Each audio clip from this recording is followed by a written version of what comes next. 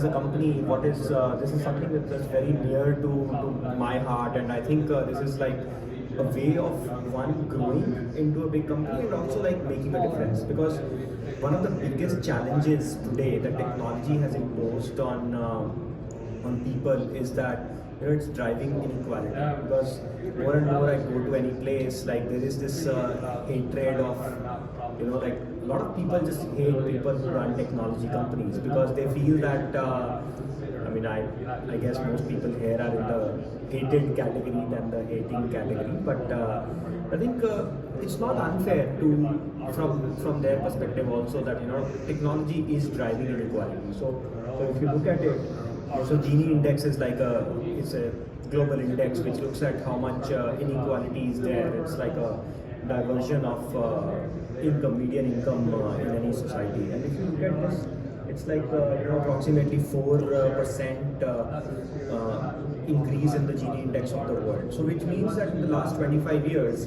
the global inequality has increased. And if you look at any stats, like top 100 rich people in the world own more wealth than like the rest 99% of the people in the world, bottom 99%. It's a very, very huge amount of inequality, right?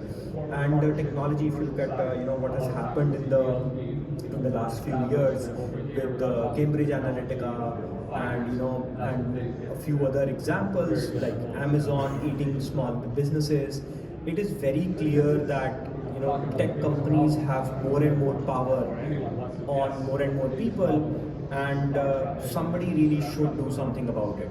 And we thought as a company, why not do something that makes a lot of sense from a business use case, but also solves this purpose.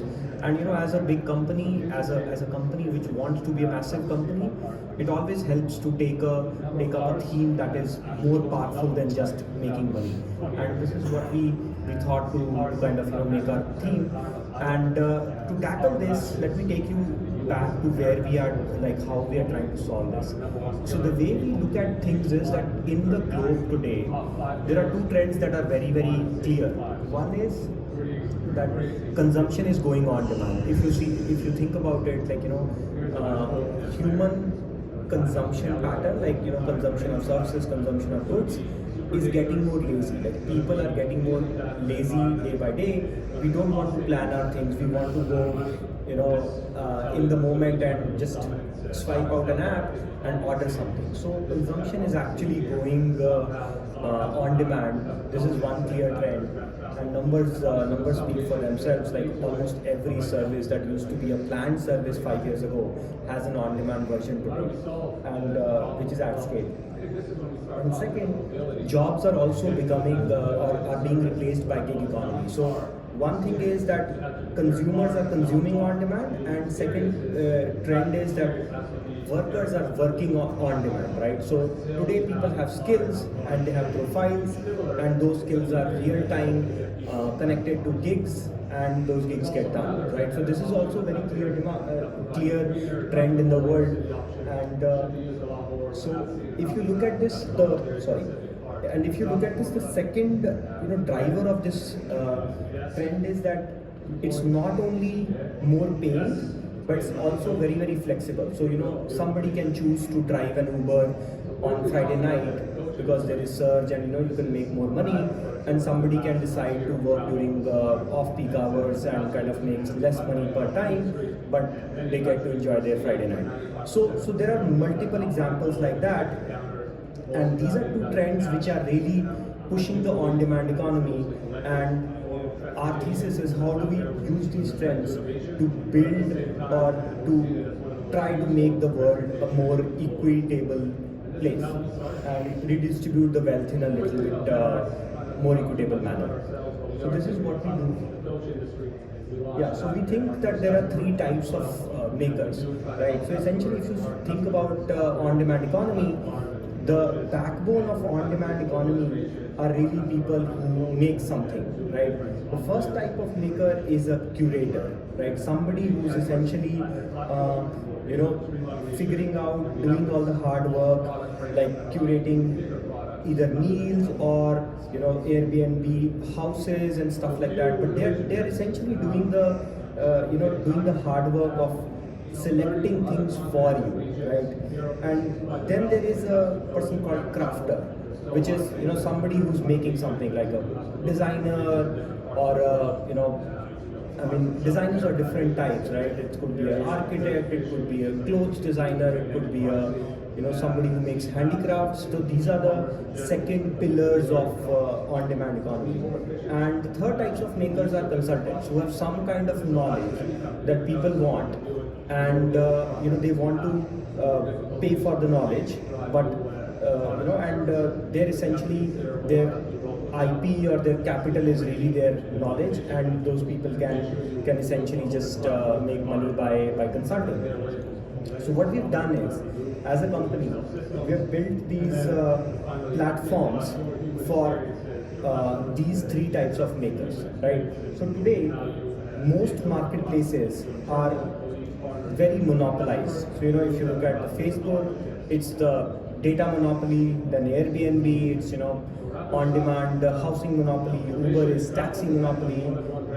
Same Amazon is the monopolized marketplace, and Google has a search monopoly, right? So our thesis is, how do you enable small businessmen across the world to take on these monopolies while creating their own brand, while retaining their own brand? So that's what our platform does, and that's how we feel that eventually we can actually fight inequality in the world and try to bring on a resurgence of small business owners. Because if you see in the last 5-6 years, small business owner, being a small business owner has become very unfashionable, right? One, because it's not profitable anymore as it used to be.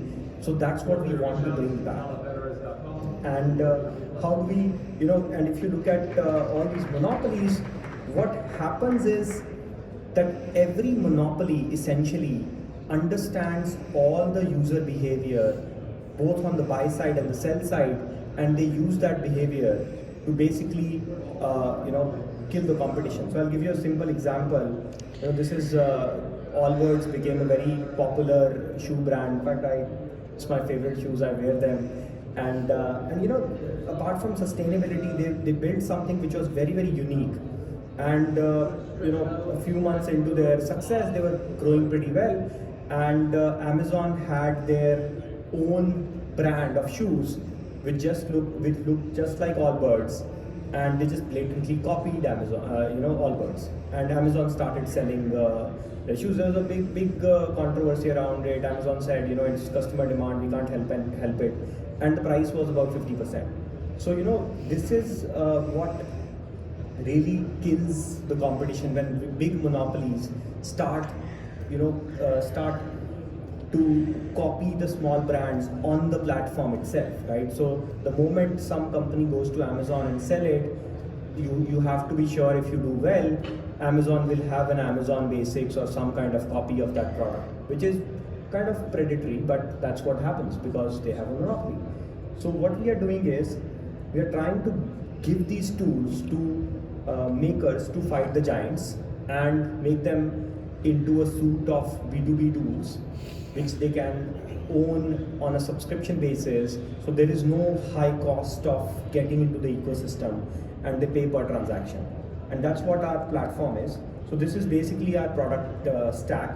So the way we look at it is that there are 4 components of any transaction. So the moment from the moment you interact with a customer to the moment the transaction is finished, there are these 4 steps. So first is experience, when a consumer looks at a merchant's products or services, and then there is logistics of bringing that product or service to the consumer, or the consumer going to or enabling the consumer to go to the product or service. And then there is communication, because today, if you look at a simple use case of food delivery, there are typically a merchant, there's a customer support, there is a driver, and there's a consumer. So these 4 people are constantly communicating. Most of the times, if things go bad, but the merchant and the driver are constantly communicating about the food being ready and stuff like that. So this and then finally there is analytics. The moment you close the delivery, you need to look at how much how you are doing as a business, where are the growth potentials and stuff like that. So what we've done is, so all these 4 verticals, we have these products on every step of a transaction. So for experience, we have 2 marketplaces. One is a hyper-local marketplace called Yellow, and then the second one is a rental marketplace called Tiger. And then on logistics, we have a set of tools which is more like a route optimization, workforce management, and also a drone delivery solution. So our drone delivery solution is only software, not so we work with hardware people, hardware drone companies, and build our software on top of it. And finally, there is communication, which is communicating between people on the field. So essentially, that can be between people within the same company, or consumers trying to reach out to merchants or delivery boys and so on and so forth. So it is more like a API-based communications rails. And finally, there is analytics platform where small merchants can actually look at intelligence data to be able to have the same tools that Amazon or Uber has. So this is what we have built, and the idea is that can we give people similar tools that companies like Uber, Deliveroo, and massive billion-dollar giants have, so that a restaurant could provide the same delivery experience as, say, Uber Eats. That's the game plan, really. And so our mission is that we want to create 1 million jobs by 2023, and the progress we have so far is that we have approximately 140k mobility partners who make their livelihood through our platforms, and roughly similar number of delivery partners. So we are around 300,000 jobs created through our platform indirectly by merchants. So these are about 1,800 businesses who run on our business on our platform. And if you look at the size of scale that we have, we roughly do about 300,000 deliveries or transactions of different types every day on the platform. And the thesis is that if we can increase this number to about 4 to 5x in the next 5 years or in the next 3 years, we could actually achieve our goal of creating 1 million jobs, which are freelancing jobs. So one thing to keep in mind is that most of these people actually do not work full time on these platforms, right? Which is like a flexibility. To some people, it's not. I know that in UK and Europe, this is not seen like. The gig economy is not necessarily seen as a good thing, but I think at least for the developing world, it's a must-have, because today, finally, in developing countries, at least in India, you have something that if you don't have a lot of skills but you want to work, you can actually get a gig economy job. Like 5 years ago, you could not get a job if you didn't have skills. So I think this is where we are at, and we want to get to about 5x in the next 3 years and try to create 1 million jobs. So that's what we're doing. Thank you very much.